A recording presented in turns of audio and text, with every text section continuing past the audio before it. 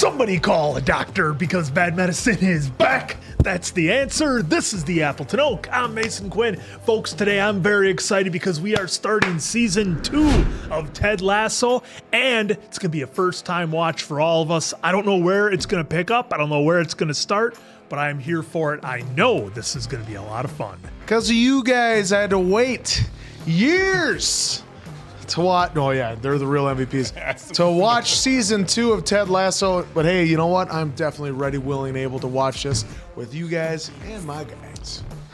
I am so excited. I got to be honest. The season 1 was so good, and I'm actually like excited for Answer. He gets to join in and watch season 2 along with us first time watch. Look, the first season, this was one of the most pleasant surprises I've ever had in TV and film. I cannot wait for season 2. Hope it lives up to the first one, but hey, every single episode in the first season was a banger, so I'm confident. All right, let's go.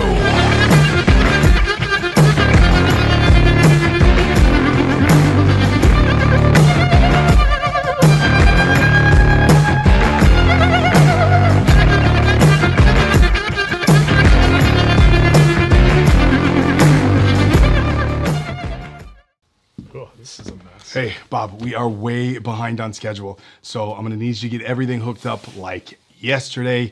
All this stuff needs to be done by tomorrow. Gotta have it done. Boss, I'm not an electrician. I mean, shouldn't we wait for the pros? This can't be that hard. Couple plugins, couple wires. It's not that big of a deal. We do not have time to wait for the electrician, so just get it done. I'm counting on you, all right? I'm counting on you. Oh! Jumping jackrabbits, Bob, what the hell happened? Oh, I knew this was a bad idea. Bob's instincts were right, but his supervisor didn't listen. Now Bob's injury could be worth millions. Wait, did you say millions? Who are these professionals that can help me? Morgan & Morgan. Morgan & Morgan is America's largest injury firm with more than 1,000 lawyers and 4,000 case staff ready to fight for you if you become their client. But Bob is worried because he doesn't have the cash to pay for expensive legal fees. Worry no more. When your boss puts you in a dangerous situation and you get hurt, don't settle for less than you deserve. Morgan & Morgan will fight to get you every penny. And the best part? It's completely free unless you win. But Bob feels conflicted. He doesn't want to sue his boss, even if the company hasn't paid him for the last 6 months. When you sue for an injury, you're not suing your boss. You're suing their insurance company. There's no reason to feel bad about getting the compensation you deserve. So if you've been a victim in a car accident, medical malpractice, workplace injury, or any other personal injury, you can hit the link in the description to get Morgan & Morgan to fight for you. Bob did, and he sure is thankful Morgan & Morgan had his back. Well, here we go. And we're in the final minute of added time. AFC Richmond and Nottingham Forest are level with 2 goals apiece. Oh, right into a game. Match. Huge relief for Colin Hughes after he was liable for Forest's equaliser. Richmond has started the season with 7 straight ties, and if this match ends in a draw, they will tie the record, which is currently a tie between Southampton and Swansea. Chris, can you even imagine starting a season with 7 consecutive draws? 7? The Richmond faithful, who've recently gone through so much, still fervently behind their club. Go on. Yeah. And a hush falls over Nelson Road. With the exception of Richmond's Greyhound. venerable mascot, Earl Greyhound, howling his Grey. encouragement. Will Danny Rojas deliver the good boy their first win of the season? Please. Come on. Football is life. Oh. What an opener. Don't hurt your knee. Oh, no. What? It figures something like this would happen. Hitting the bird. Dog. Oh! Oh my God. Oh. I promise that's not what I wished for. That's our team. Why am I not surprised? Hit the dog. Oh, no, my God. What? Oh, no. Why not? You don't think that people will hate us because of it, do you? It was obviously a horrible accident, but I guess that one perk of being in a lower division now is that not every game is televised. Yes, but Higgins, the internet. Oh, right, the goddamn internet. Wait, Twitter is going bonkers, look. Oh, God, did we really make Michael Jordan cry? The crying Jordan meme. What about this fella right here? Trent Grimm. I was wondering if you had any comments on Earl, the dog Danny Rojas killed today. Jeez. And how's Danny doing? I haven't spoken with him yet, but I just hope he's not being too hard on himself, you know? Oh, You've been like this for 20 minutes. oh, he's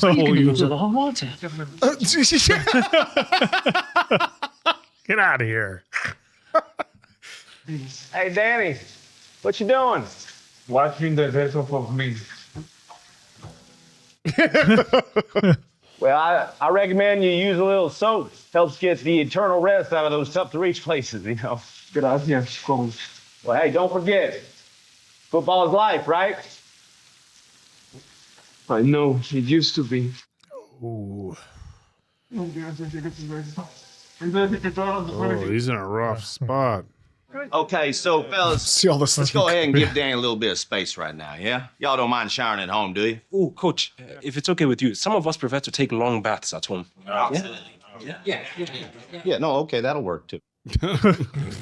I'll kick their butts from soup to nuts. Don't worry, we're gonna get a W soon. We'll see Goldfish on Monday. Goldfish? By means to forget our mistakes and failures and just move on. But I didn't make any mistakes. Only you played poorly. Oh, wow. Hey, guys, Jan Maas is not being rude. He's just being Dutch. Just being Dutch. I'm telling you, all these ties are my fault. It's straight up celestial payback for the Man City game. There I was, wishing and hoping for a friggin' tie. Now the karma police are making good on showing me what I get when I mess with them. The team's playing well, Ted. Just a little unlucky, that's all. Unlucky, yeah. Man, I love the way y'all use that word over here. Back home, if a team was playing poorly, we don't call them unlucky. What do we call them, Coach? New York Jets. Part of your job is to stay until the whole team's gone. No, yes, of course. It's my mum's 50th birthday. Oh, and what position does your mum play on the team again? It's okay, Will. Tell your mom a happy birthday from all of us. Jesus, And, hey, if she ever wants to try out for the team, she's more than welcome. You gotta stay on them. Pressure makes pearls, right? Wait, that's wrong. It's diamonds. It's shit. Messed it up. Oh, he didn't mess it up. You were just... Unlucky. Yes! Unlucky. You were unlucky. New York Jets. That's odd. We just received a giant food delivery from our rivals over at Brentford FC. That's nice. What kind of food? Oh, no. Thai. Oh, now I get it. Hey. What do you say to a cocktail, Coach Lasso? Oh, same thing I'd say to Diane Sawyer if she ever asked me out on a date. Yes, please. Diane Sawyer. About Earl's owner. You doing all right? Yeah, fortunately he is. Good. Yes, and you're now looking at the very new, very generous, very guilt-riddled benefactor of Richmond's largest. Buckingham Palace. Buckingham Palace. To Earl. To Earl. Hey, Earl. Okay, I should go. I promised the boys would watch Empire Strikes Back tonight, and I have to get my thoughts together for when they ask about Luke and Leia making out. Right. Wish me luck. Good luck, Higgins. Bye, Leslie. Hey, may the force be with you. And also with you. That's not... And don't forget, I don't put it under his name, 'cause I don't want folks down there messing with him. It's under an alias. Like last week it was Loretta Lynn. This week was Dolly Parton. And next week is, if I remember correctly, Shania Twain. It's brilliant. And it's nothing personal, just that he's been so busy with this new coaching gig. Oi! You listen to me! You play like that next week, you can kiss the trophy Gonna be goodbye. a bunch of kids. Yeah, it's gotta be. You hear me? Like the one's got an ice. Coach Kent, they're 8 years old. Can't call them little pricks, Sorry, Miss Barry. even when they're being little pricks. All right, who wants some hot chocolate? Me! Yeah, let's go. Oh, before I forget, Rebecca wanted to see if we could do some double date action next week. Phoebe, how's the match today? Outstanding. I got a red card for elbowing a girl in her neck. Don't you ever want anything more than sitting in child's pose, and buzzed on rosé, and gossiping about reality TV with a bunch of women that know nothing about you? No, I love it. Sky Sports reached out again. No. I think it's a good idea. Last time I did one of your good ideas, I made a fool of myself. I just want to go on record saying that I think you'd be an amazing pundit. I want to be a football pundit. So I'm Ellie in a dumb suit like a know-it-all twat. It's a shit job for shit people. I'd rather shit out my own mouth than do that. Shit. It's an expensive tab. Right, Phoebes, where are we at now? £1,236. Impressive. And it's deja vu all over again Ah. as Danny Rojas has another injury time penalty kick. Oh no, he's not in it. He's No, he's going to be thinking about If the he can dog. get past this adorable Oh, goal. she's animated. He's just got to miss. What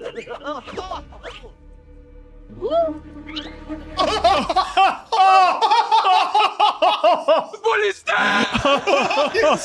He's got two.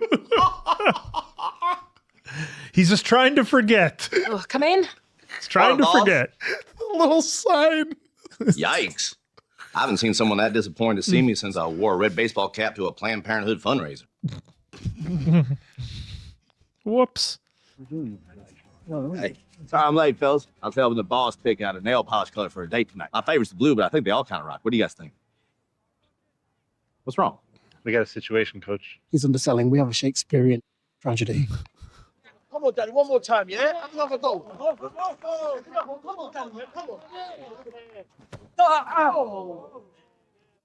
Car alarm.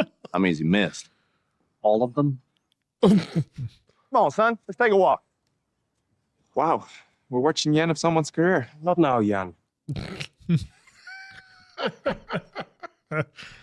Let's get away from the bad mojo coming off that penalty box and, have some fun. Let's kick some corners, right? Yeah? Hey, fellas, line up for midnight poutine. Ah, the trick plays. All right, Danny. Okay, Coach. Take a deep breath. Yeah? He's gonna smoke him. Be the ball, Danny. He's gonna hit coach. Oh, boy. That's all right. That's all right. Well, fellas, I am more stumped than Paul Bunyan's local forest. Ooh, that hurts. Any ideas? Daddy needs motivation. We could always just show him his goddamn paycheck. Jesus. Hey, you're not supposed to say that out loud. Which is why I wrote it down. The yips. Oh, come on. What are the yips? Are you kidding me, you two? Yeesh. Sometimes being here is like living in a foreign country. You ever feel that way? Ted, what are your thoughts on therapy? General apprehension and a modest Midwestern skepticism. Why do you ask? Well, maybe we should bring in a sports psychologist. I know a lot of other clubs have had tremendous success with that. It's not a bad idea, Coach. Hold on. It's not gonna work. It's gonna have to be something quirky, something outside the box. Just kick this jerk in the balls. And when he bends over, give him a knee to the nose and be done with it. Because screw this guy. And the other half of me is thinking, but it's Martin Short. Well, the next thing you know, this tiny American woman says, "Is that it?" Sure enough, there it was, wedged between the couch cushions. Martin Short's wallet. Martin Short's wallet. I mean, he didn't steal it. Wow, that's insane. Madness. I'll get another one, please. What are you doing now, then? Oh, busy. I'm actually doing a bit of coaching at the moment. I hadn't heard that. Fantastic. Yeah, we've got a cup final next week. Tobo, what cup's that? West London under-9 girls. Can I just say that your retirement speech was amazing? It's the first time my father's forwarded me an email in the last 5 years that wasn't about the scourge of immigration. Oh, Jesus. Cheers. It must have been super weird afterwards, though, right? I'm going to need 2 more of these, please. He's gonna have like 6 coming. Here you go, gentlemen. Thank you, man. Thanks, mate. Shame what happened to Earl.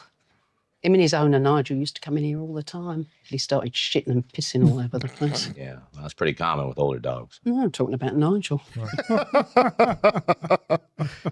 you remember what you said when I got dumped by that cruise ship dancer and swore I would never date another dancer again? Can I have your tap shoes? All people are different people. I said that? Mm-hmm. Yeah. That's pretty good. Went out with another dancer, though, yeah? Many. Too many. Well, I think it's a really good match. I mean, he's age appropriate, financially appropriate. He's not shy. I love that about him. Totally. Is there a problem? Tell the truth. He's fine. That's it. Nothing wrong with that. Most people are fine. It's not about him. It's about why the you think he deserves you. Oh. Don't you dare settle for fine. Whoa. Oh. Laying it out. Oh, it's any of my business. Where did that come from, Roy? Wow. Oh, come on. She's just, Rupert was such an. She just wants somebody that's nice to her, and the guy seems genuinely nice, but yeah. Oh, come on. All bullshit humility aside, and be honest with me. Are you good at your job? Yes or no? Yes. I believe you. Well, as good as you are at your job, I'm twice as good at mine. Ooh, coming in strong. I like her. Oh, she is great. She seems fun. Completely opposite of Ted's style. Mm-hmm. Hey, Doc. It's her. This right here, this is Danny Rojas. Danny, this is Dr. Sharon Fieldstone. Nice to meet you, Danny. How you feeling? Like a murderer. Please. All right. Yeah. Want me to stick around, help you break the ice with Danny here? I think we'll be all right, Coach Lasso. Thank you. Okay. ¿Te sentirías más cómodo si hablo en español, Danny? You okay? Oh, yeah. This is going to be perfect. An end table. Anyway, this tall redhead pushes in front of me, so I tap him on the shoulder. He turns around. I go, "There's a problem." I go, "Yeah, there's a problem." He goes, "It's all right, it's all right. I know the choreographer." Oh. It's not going to. Okay, so we have a couple ignoring each other, happy couple, somebody alone. Everything okay, Rebecca? Oh, it's just, dating is so odd, isn't it? Yeah. I mean, we are all strangers, essentially. So, I mean, how is it ever possible to truly feel safe with someone? I suppose you can't. My friend Flo once told me that intimacy was all about leaving yourself open to being attacked. What? I need to be brave enough to let someone wonderful love me without fear of being hurt and without fear of being safe. Sorry, are you breaking up with me? I'm so sorry. I actually didn't know I was going to No, do it's that. all right. Coffee's on me. Yeah, fair enough. Cheers. Well, that's as good of a split can go, right? No. Danny Rojas, Danny Rojas. Wait, already? One session?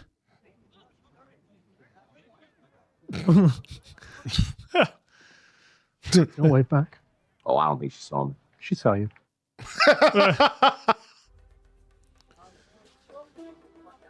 Is Danny going to be back? Football is life. It's like Chariots of Fire. I've never even seen the movie. I just know the scene, the song.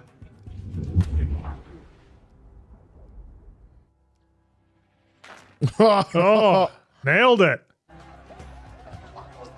Hey, all right. He wants to know what she said. Yeah, because it's something that he couldn't do. Well, maybe he wants to talk to her too for Dr. himself. Sharon helped me remember that even though football is life, football is also death. And that football is football too. But mostly that football is life. Oh, well, brilliant. That's all it took. Hi. Hey, gorgeous. What's going on? I feel like a little shit. I used our fun night out together to try and change your mind about something you don't want to do. That was tacky. I'm really sorry for it. You're very sweet. Thank you. I'm leaving work right now. Should stop by Waitrose, pick up a bottle of wine, bring it over. Waitrose, is it? Who am I talking to? Corey. Roy, hurry up, it's about to start. I'll be awake. Have fun, yeah? Bye, babe. Let's do this.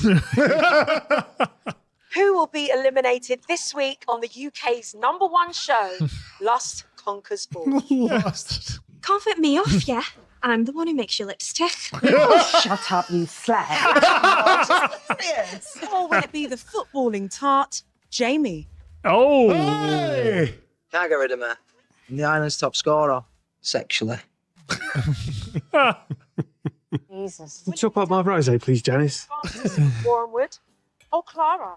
Almost scanned her Cheers. spirit track. Put Jamie on the street. Oh, man. Well, what a great way to start season 2. Come on. What a way to kick it off. I did not expect us to lose Earl Greyhound. It was kind of shocking. Wasn't ready for that. Kind of a bummer, if I'm honest. But glad to see that the team got over it. Ted, of course, came through with flying colors to the press about a story that he had growing up, and one of his great monologues that we kind of expect from this show. And it was an interesting one, to say the least, but still very well done. I guess the only real question mark I have, just right off the bat before we talk about stuff about like Rebecca and Roy and Keely and all that, is I'm a bit confused, and I don't know how you guys feel about it. But is Ted like kind of threatened by what the doctor is able to do with the players? Because, he's a coach. That's kind of his domain with his players. And he's hesitant to let somebody else in there and have an effect in a way that he can't? Or does he think maybe there's something that he could talk to the therapist about? I'm not sure which way it's going. I can't get a read on it if Ted's threatened or if he thinks it's something that he might need. So again, I'll kind of lean into you folks on that one as well as these guys. But yeah, and great to see Roy adjusting. The scene with the kids playing soccer and one with his niece was just absolutely incredible. I loved it. Roy is such a great character to have on this show. And, interesting to see Rebecca out doing the dating thing. So I thought maybe she was having the revelation at the table that maybe John is an okay guy for her. But then, she was looking around, seeing the other couples, and she kind of had that realization, like Roy said, that she's, and you alluded to it very well, Oak, that she came out of a relationship where she didn't really have a lot of love, perhaps, and she's just looking for anything rather than something that really makes her get those fireworks and have that lightning go off when she's with that person. So I think it's kind of like, the old don't fall in love with the first car you see on the lot, because you got to look around a little bit. But yeah, just a great show. And I loved how this was the kickoff to season 2. But like I said, I'm not sure what to make of Ted and the therapist angle here. So I'll be looking forward to more down the road. Yeah, with the start, we had obviously the great, monologue talking about the dog. It's something like now, like I'm looking forward to and expecting, every episode. No secret scrubs, blah, blah, blah, but same thing. They always had those heartfelt, stories or monologues that one character would give. And they did it again right here with Ted with making all the press, just for a second forget about, this dog's life, but he gave him a great backstory as to why he cared for that dog and everything else, and how they're going to keep Errol's memory alive as well. But then after that, we had, the fun part. They mentioned the Y word, which I have never been a fan of. The yips? You don't like saying the yips? You're going to get it here on our next review. Watch. Mason Quinn is going to get them, and I'm not going to say the word, but you never know. He could that get bother it. you, Oak? I never even heard it before. Yeah. Never heard the word. I've heard of it many times, and Chuck Knobloch is like the most well-known one, a second baseman that couldn't throw the ball to first. That's how bad they were. He just couldn't. Mechanics were gone. Couldn't throw it to first base, and that's what got him out of the league, out of Major League Baseball. So that's pretty much known, the biggest one. And could it be mental and everything like that? Obviously, what Sharon said could be absolutely right, and maybe if he sought the proper help or got the he could have maybe came back from that. Unfortunately, he did not, and that was a gone career. And I think with you, to what your point, I think is because basically what he said, I think, to Coach Beard. He said that, that when he went to the therapist, he had a bad experience, so now he's just taking it out on her. Could it partly be because, you know, he loves being the coach that can help everybody? Yeah, but there's also been times where he's given credit to like Nate Coach Nate, you know, yeah, and Beard and all that. So I'm kind of on the fence with that. I think it's just because, you know, you go to a mechanic, right? And they do a bad job on truck. Are you ever going back? No, it puts a sour taste in your mouth for that mechanic. And then your company's like, hey, we're having this guy come in fixing all your vehicles free of charge. And then you see a sad mechanic. Are you going to sit there and go, yeah, mosey on over to my my Ford Fiesta. Be double checking your work. Exactly. Going over it with a fine tooth comb. So I think that's what we're going over there. But then, moving on to Rebecca being in the dating scene, and like it was great that Roy just basically, I won't want to say put her in her place, but like told her what's what, being like, no, I mean, there's nothing wrong with being with someone that's fine, but be with someone that makes you feel like lightning struck you. I mean, come on, you deserve it. And like Oak, you alluded to too, you know, Rupert was such a dick and everybody saw it, including Roy, who had been there for, I don't know how many years they specified him being there, but he was there through it all. So he understands that Rebecca needs the best she can get. So yeah, all in all, I think a great start to season 2, laid some groundwork for us moving forward.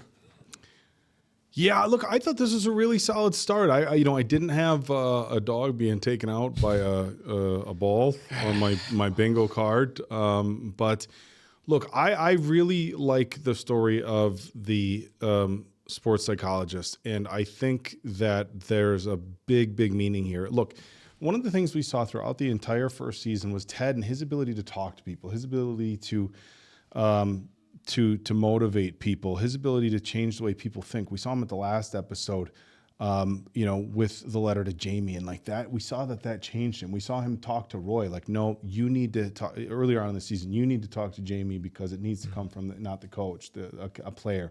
And so he had all this great insight for all of his players that I think really shifted the culture of the team. And I think, you know, he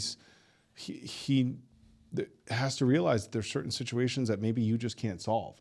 And as we go back to his last season, maybe with the marriage and just guys in general, we like to be problem solvers, right? And when you're a consistently successful problem solver, look, maybe it's under his skin a little bit that he can't fix this for Danny. You know, he's got to rely on somebody else. But on the flip side of that, what would Ted Lasso say to one of his players or anybody in the world who said they had one bad experience with one person? Well, not all people are the same people. And Ted himself had one bad experience with the therapist, and he's going to take this just incredibly broad brush and just paint them with one stroke that all therapists are the same, right? And he's not giving Sharon the chance. So obviously Ted wanted to go up there and thank her. Look, I think Ted wanted some insight. And look, we look at Ted, and he's so insightful. He's such a warm-hearted guy. But that doesn't mean that there isn't help he can have. I saw a quote a long time ago, and a really powerful quote, and it's basically, not exactly word for word, it said, but the problem with always being the strong one is nobody ever asks you if you're okay. That's the thing. The problem with always, the strong one, the one that's always optimistic, the one that's always willing to carry the load, nobody ever asks you if you're okay. And I wonder that with Ted, and that was why the scene last season where Ted was outside the bar having his panic attack and Rebecca came up and helped him, that was such a raw moment because she was so used to seeing him being like whatever, and she had a chance to see like, he had his vulnerabilities too. So I think it was a really interesting addition to the show, bringing in a sports psychologist. And I don't know if they're going to refer to her as a therapist or a sports psychologist. I mean, it's a very popular thing. I know some of the top guys have sports psychologists, basically like their own personal hype people, but they do a lot more than that. But I thought that was really interesting. I was a little surprised with Nathan's character. He was so humble, in the first season, and he came in, he was a little hard on the new guy. He's trying to take on the role of coach. But his shift was interesting. Well, I think that's a little bit because Nate did the job for so long and did it to such a level. He expects, like he gave it everything. He expects the next person to do that. Well, the thing is Nate made that team his entire life, and he took a job that, look, if you get a job working for a sports team like that, I don't care what it is you're doing for the team. It's a great opportunity. But I think, Nate, just like I said, he made it his whole life. The thing I got to be honest, I'm super conflicted with Rebecca's situation. I really, really am. And here's why. I loved what Roy had to say, that find somebody who makes you feel like, lightning struck you, right? And I think in relationships, we all go out looking for that, right? Just the immediately sparks and the flames and everything. But the other guy was a really nice guy, And what's to say it couldn't grow? And it's like, so it's a real catch-22, and I'm a little bit torn over it. I think sometimes in relationships, people go out and then that's what they look for, right? Is they look for somebody that's just immediate sparks, but sometimes look, the flames that burn the brightest burn out the fastest too, right? And it's like, okay, well, do you want to give the nice guy a try? She seemed like genuinely interested in me. Had a lot of great qualities. He checked all the boxes, but not one of the ones that really counts. And so I don't know. I don't have. I'm usually somebody who's pretty decisive about my opinions, but I don't know how to feel about this. Yeah, same. You've seen relationships where, and we've all seen it, and not just in TV, but in our lives, where somebody meets somebody and you're like, hey, they seem really nice. It's like a perfect match. And your friend or whoever's like, yeah, but this isn't there. And then, they go on dating 50 million other people. And you're like, you remember that one person that was, but you can't tell somebody how to feel. You can't make them feel something that they don't. And on the flip side of that, look, we know that Rebecca was treated incredibly poorly by Rupert. It wasn't just a situation where it didn't work out. It wasn't just a situation where she got divorced.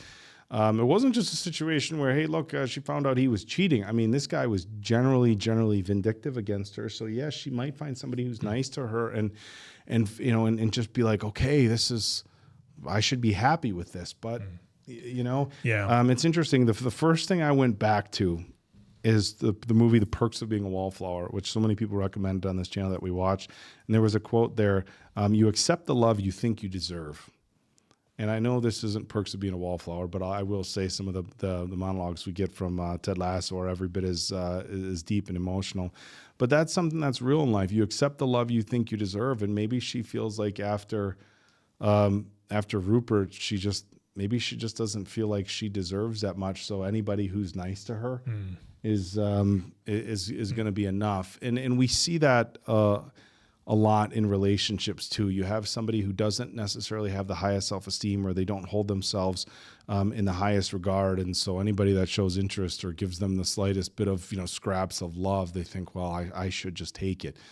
And so it's a tough thing because, again, Roy's speech was awesome. And especially to hear that from Roy, because I didn't, you wonder if he did have a couple of drinks in him, but is his relationship with Rebecca the kind where he's just going to be flat out and say what it is? And he did. And look, I think Rebecca deserves a guy that makes her feel like she's been struck by lightning. But again, I'm a little conflicted on that one. I think the one thing that we can say is, look, we shouldn't settle. Nobody should settle in life with their relationships. You shouldn't settle. But on the same token, it's like if you find somebody who's nice, that cares about you, is a good person, maybe give them a little bit more of a chance before you just say, hey, like the first, handful of dates, you haven't, set me on fire, so I think part of it, speaking, I think part of it is at least with my concern with this is that the way that they did Ted Lasso in the first season, every episode had a definitive beginning, middle, and a finish, and then it was on to the next episode. And I guess what I'm getting at is that is Rebecca's dating life, is this like the wrap up of that? Okay, John wasn't the guy, so she's going to keep looking. Or will she kind of continue maybe talking to John, maybe finds out he's a better guy? And I don't think they will. I think it's a hard cut at the end of the episode. And that's kind of what I'm wondering with how they do it. I have no idea. Look, here's the thing about John. She said he was very nice and stuff like that, but they didn't make him the most interesting person either. No, he had stories that seemed to draw. He had a lot of stories. Drag on, much like and the one Oak thing- does sometimes. And the one thing that we did see, and that I think it's important to note, is that anytime they were together, and it was only a few times. Now, granted, it was the dating scene, or whatever. It was him talking about his stories. It was never, how was your day? Whatever, but she was when she was getting the text messages and stuff, she was super giddy, right? Yeah. So things had to be good. But again, the two scenes. She was giddy though with Keely when she was like explaining it the to girl Ted. talk. Yeah, Ted was just like, "Okay, sounds good. Yeah. Sounds good." Yeah, I think that's the difficulty of a sub 40-minute show is that we're only given so much, and it's like, how much stock do we put into one thing? Look how much stock you guys put into the soccer girl. We have a season, we have a season. Yeah, right. Yeah, we have a season 3 and I think a season 4. Well, season 4 is in development now. It's in development. So I'm curious as to whether this is going to be part of our story now. Is Rebecca's like dating life, if she bounces all around, finds somebody she likes? Because it could be.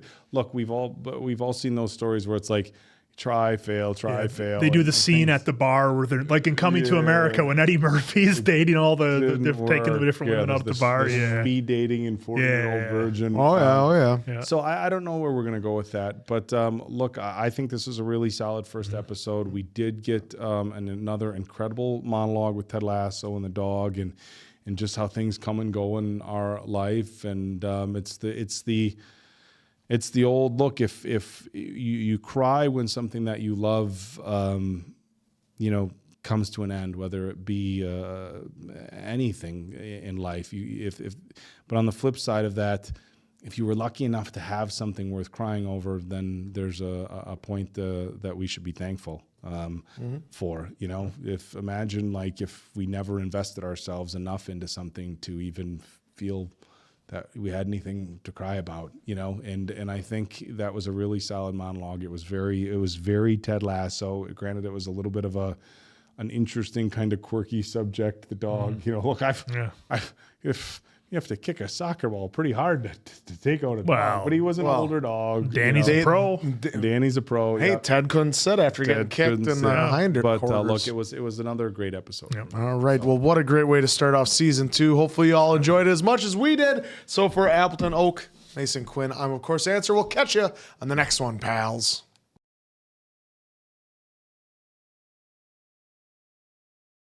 Oh, it's the island. Jamie Tart's doing. Jamie Tart. Jamie. The lust stops here. Oh, got the boot. Sorry. Yes. Thank you. I thank you. Thank you. Oh, Whoa. That's an absolute shocker. Unlucky, really. Yeah, but we are lucky to have with us here in the studio, loser Jamie. Loser. Well, Jamie, look, first things first. Will you keep your promise to Amy? Are you going to wait for her? Nah, no, I was just playing the game. Do you know what I mean? No. Sex with her in the toilet, ask her to marry her, strategy. Speaking of strategy, you decided to leave your club, Man City, right at the start of their season. So why? Left the team? Second that I found out that George Harrison had died, I realised I had to stop waiting for life to begin, start taking chances, living life to the fullest. But George Harrison died 20 years ago. Yeah, but I only just found out. So what's next for Jamie Tart? Left his Dunno, team. back to Man City, if Pepper Lavin that is. Well, it's funny you should mention that because actually we've got a clip. You might find this quite interesting. Any thoughts on Jamie Tart and his future with Manchester City? Ah, yes, Jamie. My wife and I really thought he and Amy were meant for each other. But no, he won't be coming back to Man City. We wish him luck. In future endeavors. Does that mean he goes back to... When we come back, have scientists really discovered low-fat custard that doesn't make you sad? Sounds too good to be true. Sounds too good. Too good to be true. Sad. Oh, no. They got rid of that feature on the iPhones. What's that? You used to hold it. It would snap a bunch of pictures like that in a row. So if there was motion, I thought it does a slight motion though. With That's the live Hello, pictures, yeah. But it used to do rapid fire. Oh, Well, at least he's Jamie being taking his nice. time Yeah, signing signing. autographs. Wow. Well, even though he was always an ass to like everyone else, that's what he always did though. Oh. I think we're getting Jamie Tart back. We're all caught up with Jamie. Is that your oak instincts taking over? No, that we're gonna get it's Quinstinks and Oak Tuition. Oak tuition. Answer is just pure knowledge. It's answeritis. Answeritis. I gotta go to the doctor. You can call it his Hold answer on. sense. You slept here last night? Oh, Jane and I got in a fight last night, and she threw my keys in the river. Man, you two are like Frank Sinatra and Ava Gardner, you know, or Frank Sinatra and Mia Farrow, or Frank and... Actually, you know what? I'm starting to realize that old Blue Eyes might have skewed mercurial. Hey, what time is it? 9:20. Ooh, good. I'll be back. No. Smell this. Oh. The Parisian bedroom. Trainer's not doing a good job up to Nate's standards. Yeah, come in. You all right? No, I'm not all right. Did you put lavender scented fabric softener in the laundry? Yes, I did. My girlfriend loves lavender. She finds it very calming. Lavender. Name of the episode. Don't make changes that could throw off a player's headspace. Sorry, coach. Go, get out. We don't want calm athletes, we want killer athletes. Even after they shower? Do you sleep here? Perchance to dream here. What are your plan today? Nothing till the match later. I'm going to get the girls to run a 4-4-2 diamond formation because that little Cocaruda girl is a beast in defense. Yeah. What is Ted doing? Probably homesick. Closest thing he can find to a Dodge Ram. Think they would be mowing a field that big with that lawnmower? Hey, Keely? Uh-oh, is that big bad Roy Kent there? He's in a big rush. That's okay. Hey, you know, mine is money, right? That looked like fun. Oh, yeah, no, that's a blast. Yeah, it's good for my sciatica, too. You know, the vibrations really help out my butt. Wow. Hey, look who's here. Yeah. Ooh, we're gonna explain this relationship, maybe. Oh. That's not a bike, that's a transformer. Good morning. What's he doing back here, I wonder? Don't we have direct deposit? I bought Higgins hired after the rest of the season, didn't he? Oh. No one wants you. What do you mean no one wants me? I'm Jamie Tart. You're too much of a liability. You act like disappear on Man City.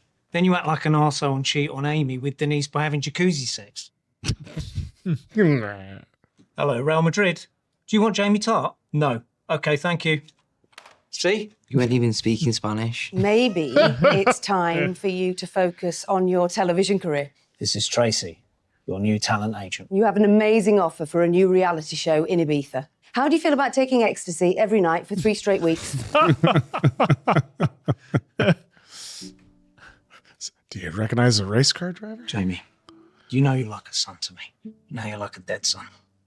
Which means I love you even more. Oh, gosh. Ted Lasso welcome wagon has arrived. Please don't barge in here like that. I could have been in a session. Oh, right, of course. I'm sorry. Can't change the way Ted does stuff. I just brought you a little something for your first day of work. No, thank you. Oh, come on now. Just try a little bite, huh? There you go. That's very thoughtful, Coach Lasso, but I don't eat sugar. Really? Wow. I've never met someone who doesn't eat sugar. Only heard about them. And they all live in this godless place called Santa Monica. What you're doing here, this is obviously your way of connecting with new people. Makes sense. It's very disarming. If it's okay with you, Coach Lasso, I'd like to observe training today. See how everything's functioning.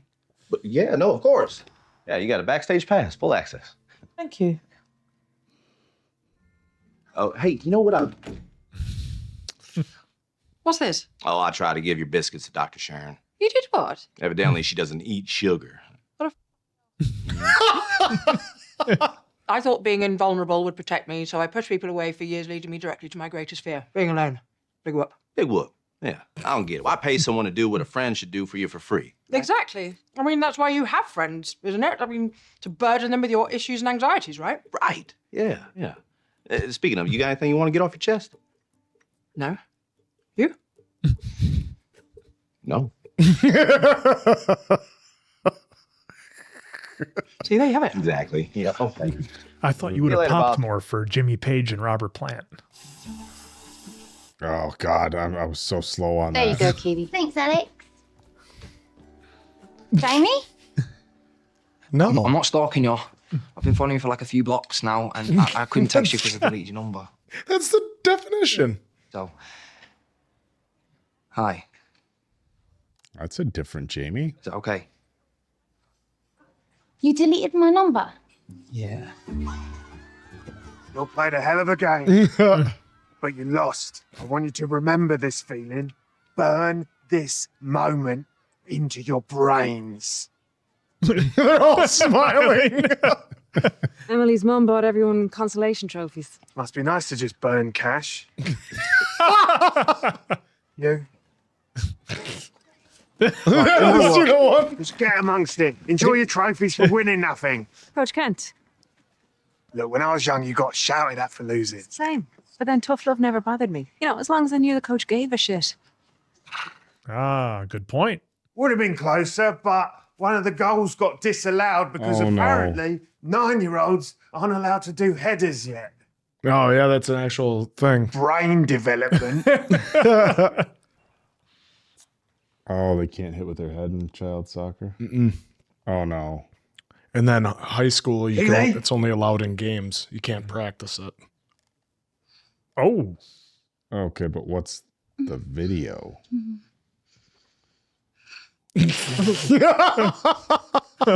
What you doing there?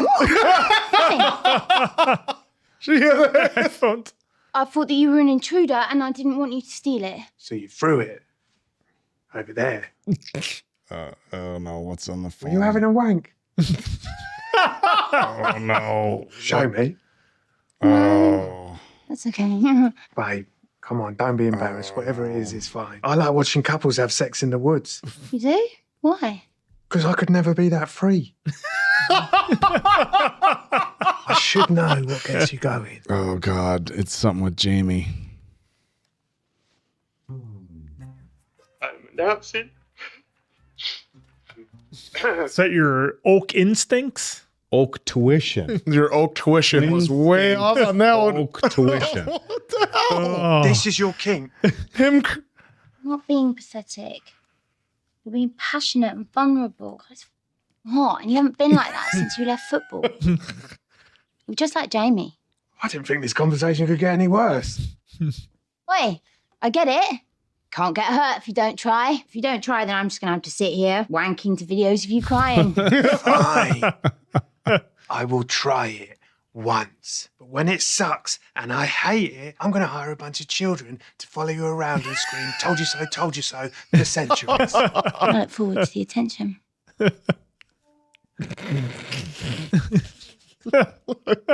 What'd you tell the Prince Prickable pricks about going back to Richmond?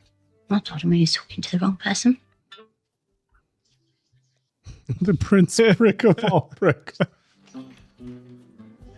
He likes that shepherd's pie. Named him Ted. After Ted Danson. All-time great. You know, from Cheers to Curb to The Good Place. What a career. Yeah. I mean, he's basically the male version of Julia Louis-Dreyfus. Look, Coach, I need Richmond. And Richmond needs you.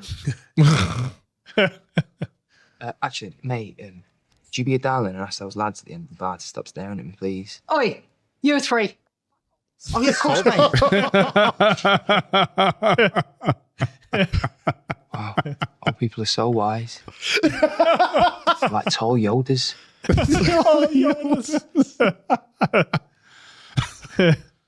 What about you? Was your old man like that? No. No, my father was a lot harder on himself than he ever was on me. You're lucky. Ooh, something more there. So what do you say then, Coach? Jamie, you're an amazing player. I don't think it's a good idea. Ooh. Ooh. Yeah. I think it's a great idea.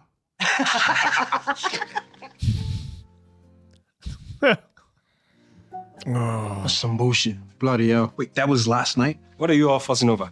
Looks like Jamie's coming back to Richmond. Looks like Dave's sitting on his hand. Hey, Sam, slow down. Hey, you got something you want to talk about? No. Really? Because it seems like you got something on your mind. You know, something like, I'm angry about a mysterious thing, so I'm going to do some cussing now. I mean, I am angry. And I did cuss, and every time I do, I regret it. That's because people say cuss words when they don't know the right ones to use to express themselves. I mean, just because Jamie can score goals doesn't mean he deserves to be here. No teammate has ever made me feel as bad about myself as Jamie did. Hey, look, Sam, I understand your anger towards him. It's not him. Like, I'm mad at you. You didn't even talk to us about it. Honestly, Sam, I didn't think there was anything to talk about. I told Jamie it wasn't going to happen. Oh, now I feel awkward. Yeah. I bet. Coach, I'm so sorry. It's okay, Sam. All right? You are a leader on this team. I want you to speak your mind. Thank you. Hey, you know, my father says every time he sees you on TV, he's very happy that I am here, that I'm in safe hands with you. I appreciate that. You know I still got to make you run a bunch of laps, though, right? Oh, I was hoping you would. I was hoping you would. Yeah, but Jamie's not there, and Jamie's got issues with his dad, too. Jeez. He's in the gym. He's going to keep popping up everywhere. He knocks that over every time. What are you doing? Sorry. What do you usually do with your lashes? I leave them alone. Excuse me. Hey, Hi. I just want to see how it's going. Jamie Carragher sent me flowers. We despise each other when we played. Now he's sending me flowers. How the does he know I love white orchids? Babe, it's only natural to be a bit nervous. What if everyone thinks I'm shit?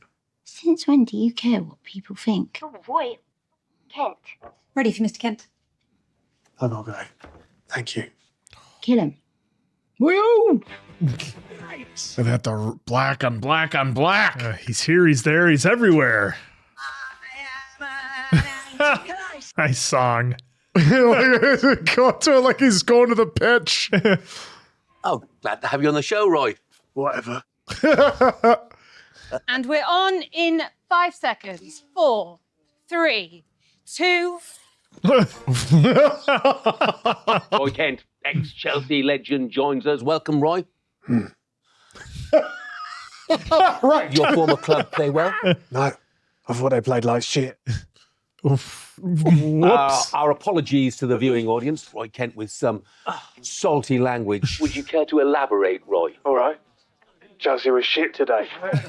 Shocking. Watching them, you'd never know they were playing at home. They were too timid. They were too respectful of United. They were lucky they didn't lose by 3 or 4 or 10. That's harsh, Roy. United's been on a good run recently. Who gives a shit, Chris?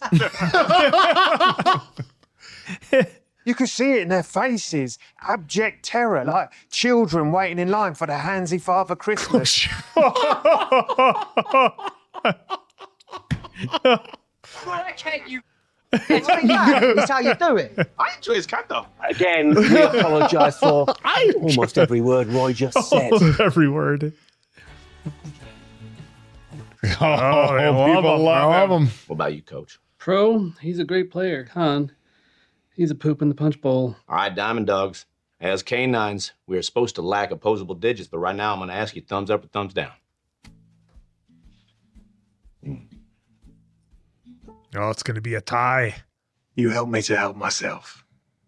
Again, so I wanted to thank you properly. Hit play. Well,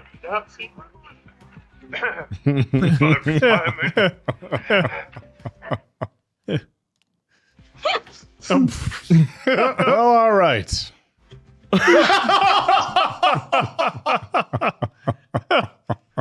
Hey, Didn't have that on my everybody's bingo got card. their thing. Well, hey, let me ask you this now. You think we got ourselves a if it ain't broke, don't fix it situation here or what? Depends. Does everyone agree that being winless with 8 straight draws ain't broke? Ooh. I hope we get a chance to sit down and talk about it all someday. Yeah, no, I look forward to that. All right. Good night, Doctor. Sorry. You can call me Doc. It's okay. Oh, thank God. It has been killing me. Prince of Tides. Oh, is that your nickname for me now? No, Coach Lasso. My favourite book. Ah, okay. Warming up a little bit. Hello. Sorry to interrupt. I'm Sharon Fieldstone. Yes. Oh, it is lovely to meet you, Dr. Fieldstone. Please call me Sharon. Hi. Lovely to meet you. I just wanted to stop by and thank you for the lovely gift basket of bottled water. Yes, well, Ted said you didn't eat sugar. Water. I hope that you'll be just the boost we need to get things going around here. What do you say, Higgins? Leslie? Sorry, I was just, Oh boy. Who's back? There he is.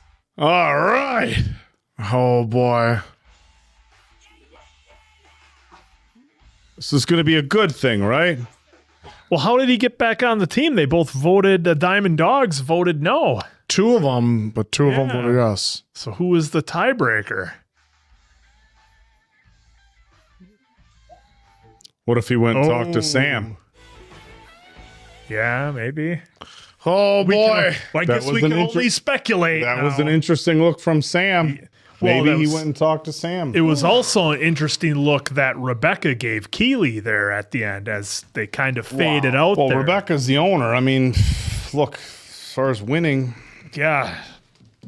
Well, and again, Ted did just talk to Sharon, and she's like, is that what Ain't Broke is winless, essentially. So, you know. Look, we talked about this at the end of, last episode, and it's been discussed. And, even, our coach just said, not Lasso. I'm sorry, I'm just having a... Coach Beard? Yeah, Coach Beard. Jesus, just slipped my mind for a second. Coach Beard was, look, it's a professional sports team. Got to win. You got to win. And, and Sam's sitting there talking about morale, like, locker room morale has never been higher. Look, if you're a sports team and you've had 8 ties in a row, I don't care how great the locker room relationships are, your morale's not going to be high, And I don't know that I got to be honest, like through grade school, high school, and everything. One time I was on a losing team my junior year in high school. One time I can remember in all my sporting stuff, and I was here's the flip side of that. I was never on a great team. Yeah. So I was never on a really Good is the enemy of I great. was never on like just a dominant whatever team, but I was only on one and we had a ton of talent too, in a shit football season, and it sucks. And it doesn't matter how great morale is as far as we get along. There's no fights. There's no tension in the locker room. Losing and 8 ties in a row, that's not good for morale. No, So eventually there starts to be finger pointing. yeah, Eventually it's going to happen. like, look, that's and Coach Lasso is so like, I don't know how many matches there are in a soccer season or football. Sorry, guys, you'll have to help us out. I mean, can we Google that quick? How many matches there are? I'm really curious, actually, just for the interest. Matches in a fictional football show. No, but just in a season. Look, if we were talking about a baseball show. Well, they're talking about Man City. So how many football matches does Manchester City play? Let's say, for example. Maybe they got their schedule there in ESPN. But anyhow. In any regard. Yeah.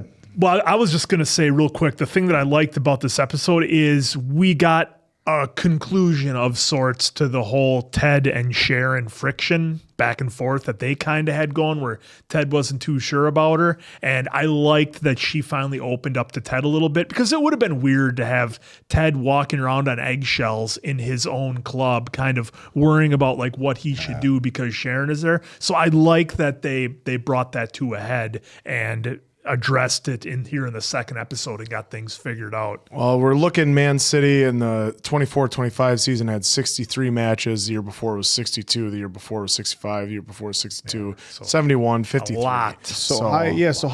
Look, there's some as low as mid 40s. I'm not going to pretend to understand. It depends on what that league goes. I'm assuming they're in. But so let's say, but let's say you're, okay, let's just say 60s for the last couple of seasons. Look, and you lose 8. I mean, That's a pretty or a tie for 8. That's a pretty hefty, I mean, I don't think you're at the panic button yet. When it's like baseball, right? You can lose 20 games in a row in baseball. It doesn't really matter. Because baseball is 160 games? 162. Yeah, so 162. Basketball is 80. What is it? 82. Yeah, but nonetheless, to your point, if you're on a team that's not winning, like how many times have you played against teams where once they get down and they start losing, they start yapping at each Yeah, other. and the They start game's pointing over. fingers, and you know the game is. Well, the number of games that happens I've in played, pros. That happens in pros too, just like what we're exactly. talking Well, about. Let's sideline isn't being animated, isn't there for their guys even after a big play. Let's not. There's no life in the stadium. Let's not forget they just got relegated down a league. So you're 8-8, or you're 0-8. This isn't in the Premier League. This is in the Championship League. So not only do you not have a win, but it's in a lower level league. So yeah, panic button should be hitting. And look, everybody getting along great, but at some point you got to win. So like, look, and here's the other thing, and of course we know this because it's a fictional show, and we've learned a lot about Jamie. He's not the same Jamie that he was when we started season 1. That's all I'm going to say. Is he going to be the best teammate? I don't know. Who knows? But we saw him in the game that relegated Richmond. What happened? He made the pass. He made the pass at the end. So much to his father's delight. Yeah, exactly. And that's so. Look, for me, and I know I kind of jumped in first, so I'll just kick stuff out of the way. all right. I thought it was another great episode. The presence of Sharon, our doctor, I think is bothering Ted because he wants to be the one that everybody goes to for their problems. He likes having that fatherly role, and I think there's a little something more with Ted's dad. Maybe I read into that too much, Well, but they teased it at the bar. Yeah, and they kind of gave him a look when when Jamie's like, I wish Well, I it goes had back that. to your favorite speech, barbecue sauce. He passed away when he was 16. When he was 16, and they just said passed away. So I'm wondering if there's more to that. But in any regard, there's definitely something going on. I think at some point, again, and I said it in the previous reaction, if you missed it, there's a quote basically saying the hardest thing about being the strong one is nobody ever asks you if you're okay. And I think with Ted, it's like at some point he's going to have to just, and that's not to say he's going to need therapy forever, but might be nice for him to have somebody to talk to. And look what happened with him and Rebecca, like two people who always feeling like they have to be on top of everything, not willing to open up to each other. So I think at some point that's going to have to happen, but it's going to have to be on Ted's time, I think. They're starting to throw a little bit of an arc with Nate, and I'm wondering when Ted's going to step in and tell him, like, hey, like, dude, like, you need to step back. Because I hadn't seen, I think it's interesting writing that they're painting Nate in a position, and a lot of it's comedy at this point, right? But Ted had to kind of rope him in a few times, and there's been a few times where Nate's like, he's almost letting it go to his head a little bit that he's a coach now, and maybe he forgets what it was like. On one hand, and I know we talked about it before, it's like, hey, there's a little bit of light hazing for the new guy. I think can be fun to a certain extent, but I just don't want to see Nate get to the point where all of a sudden he gets, he gets to be the person that nobody wanted to see him as because we loved him so much in his old role. Yeah. But another really solid episode. Again, I can say it a million times, but it's worth at least noting once. Great writing. And all the way around, I like this episode a lot. It was good to see Roy announcing. I don't know whether the announcers they had joining him were actual, popular, well-known announcers. I believe the one that was right next to him was where he played the coach that got fired in the beginning of the first episode that Ted then showed up for him. Oh, okay. I do believe. So we'll double check. Yeah, but in any regard, because sometimes in American movies where they have like football teams or it's about baseball, they'll bring in real announcers and stuff like that. But another great episode for me. Yeah, I mean, for me, the thing that I'm kind of wondering, because the show has done such a good job of having their stories be relatively compact and having resolutions kind of at the end of the episode for whatever the character is going through in that scene, it's just this season feels different than the first season. Like again, you brought it up with Nate. Now, does Nate have a particular way that he wants things done around the clubhouse because he's always done it for so long and he's having a hard time letting go of that? Probably. That's probably what's going on, but it's just kind of been going on in the background. And, if we get to episode 3 and it's still kind of just like a running gag that he's always just going to be kind of hard on the new guy, and it doesn't at some point get at least a little bit of addressed with that and maybe, brought up to a head, I'll be a little bit disappointed if that's all that angle is going to be, because I think there's something there for it. Rebecca seems to be in these first 2 episodes kind of found her spot of where she wants to be in the team. So we don't have that kind of that feeling where we were really cheering for her in the first season to like, oh, come on, Rebecca, just be the person you want to be. Okay, we got that now. And I think the trick with the second season is that we need to find a new challenge for our team. And I think these first 2 episodes have kind of laid the groundwork of where everybody's at, what's going on. They haven't won a game yet, and they're in the lower league. They're going to get Jamie back. How's that going to affect the team morale and everything? But will the fact that they have the talent be enough to get them a win? Because winning makes a lot of problems go away. You can ask anybody at any level of sports, and that's usually the case. But, a lot of fun with Roy. That was a blast. I do like that. My limited experience watching sports shows over the pond, they can sometimes have a little bit more fun with the language sometimes, whether it's on interviews or whatever. And then I've watched them where they apologize.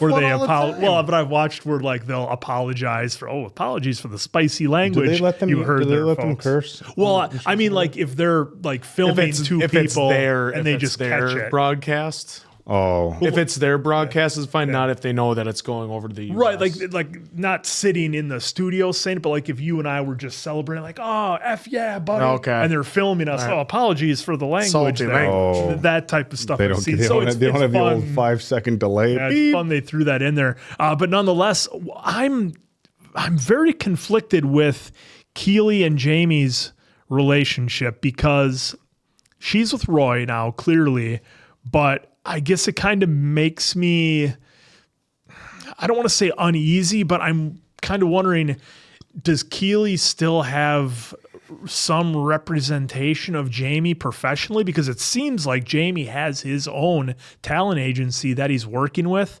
So I guess I'm kind of wondering, is that love triangle going to come back later on with Jamie and Keely and then with Roy? Because they haven't really hinted at it. I think they teased it when Roy was coming home. They had that set up. We thought we thought something was going to be going on, but instead it was her with her retirement. Yeah. I thought it was going to be a video of Jamie or something. I'm like, oh. So it's very curious to me. And then, of course, the last thing I'll end it with is we had that fade out when Jamie was walking on the field. Rebecca looked directly at Keely, and then Rebecca kind of faded and the camera focused on Keely. So what's going to happen there with that? Is she going to find an interest in Jamie again? When Jamie pretty much stalked her and talked to her, she said flat out, I'm not the right person to be talking to about this. So that's why he went out.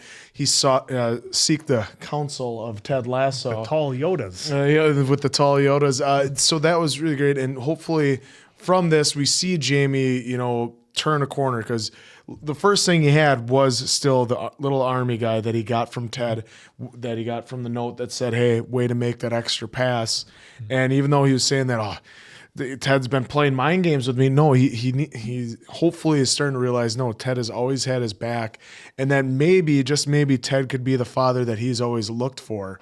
I don't know, because it goes back to even when Ted talked to Keely about how do I talk to Jamie, and it's like, well, you got to give him his, be good to him and all this other stuff, and don't be as hard on him, because then we saw later on when he threw the cleats in, he was always playing because out of anger towards his dad, and that's why he was always about him instead of about the game, which is why he loves to do it for his mom when he was, as he put it, a sexy little baby. And so hopefully we see a whole new Jamie Tart, because otherwise I could only imagine Ted's got to somehow keep him on a short leash, or he's got to be like, hey, there's a lot of relationships you got to fix. I mean, he told him that in the pub. There's a lot of things, there's a lot of bridges that you burnt you're going to have to fix. So hopefully he's going to mature enough to do it. Yeah. As far as Keely, hey, she pushed him away right away, and when we thought it was the worst, no, it was Roy everywhere is Roy that she was having fun, having some fun with. And so I don't think I don't see that happening, but who am I to say there could always be something that could always go wrong. And then how Sharon had a little bit of fun with Ted at the end. Mm-hmm. She's still business and everything inside, but then at the end told him her favorite book. So maybe that's her trying to start this relationship so that Ted, who remember he said he hated, well, the one experience he had, he hated it. So maybe, just maybe he lets the walls down and he goes and sees Sharon. And then, maybe he discovers more about him. Maybe, Yeah, because Sharon's maybe something with his dad, maybe something with his marriage that he didn't see coming, that he's wondering why that might have fallen apart. Yeah, because Sharon's got a hell of a poker face. It's like a statue. They did a good job with that, making Yeah. sure she has zero emotion. Sharon came in very apprehensive, and I think one of the things that they're trying to show is she said, "Look, you have great morale on the team. Everybody, there seems to be an environment of respect and supportiveness." And look, you have to imagine if she's done this before with other teams, she's seen very much the opposite, right? And so when she goes into a situation, you have a coach who's like, "My team's under control." Okay, are they though? Oh, all my players are good. Are they? Really? Are they? And I think, maybe she came in a little bit apprehensive because, the coach who's, whatever, always happy and whatever, maybe this is a front. And, now that she's had a chance to watch them train and watch how he handles things, maybe she is, going to, be a little more receptive to him and understand that he does, in fact, have the best interest of the team, and he's trying very hard to create a positive environment. So I think there's that. As far as Keely and Jamie and Roy, I have two ways that I think I could see this going. One, the first season setup was kind of just showing that Jamie and Keely, they're not right for each other, but she cares about him and she's going to help push him in the right direction. I think I shouldn't say we've all, but a lot of people have been in relationships where you split and your lives go separate ways and you don't talk to them. And some people have relationships where you split for whatever reasons or another. And even though the relationship didn't work out, you still care for them. You still hope that, they do well for themselves and that they're happy. And you legitimately, even though there's a void of any, further romantic interest, you still want to see them do well for themselves, and a lot of us have been in those relationships. So I think there's that part where it's like, hey, yep, they tried it, they were just having fun, whatever, now it's done and she's in a real relationship. Now, the flip side of that is I wonder if we get a situation where all of a sudden Jamie becomes more mature and the person that she wanted him to be previously wasn't there, but maybe, as the season goes on, he becomes more emotionally mature.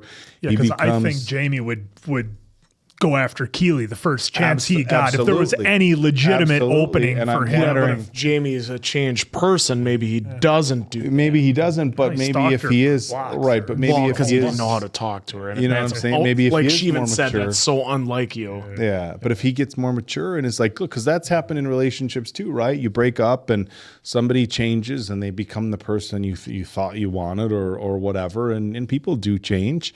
And, maybe she starts having, second guesses. Like there's a lot of things that I enjoyed about Jamie. He's obviously very different from Roy as far as his personality and stuff, but the maturity just wasn't there. And now if that's changed, maybe she wants to revisit that. But who knows? A lot of different ways this could go. Well, you know what? If he can change. Second episode. You can change. And we can all change. And hell, this is a great show. You guys already know. So for Appleton Oak, that's Mason Quinn. I'm, of course, Answer. Catch you on the next one, pals.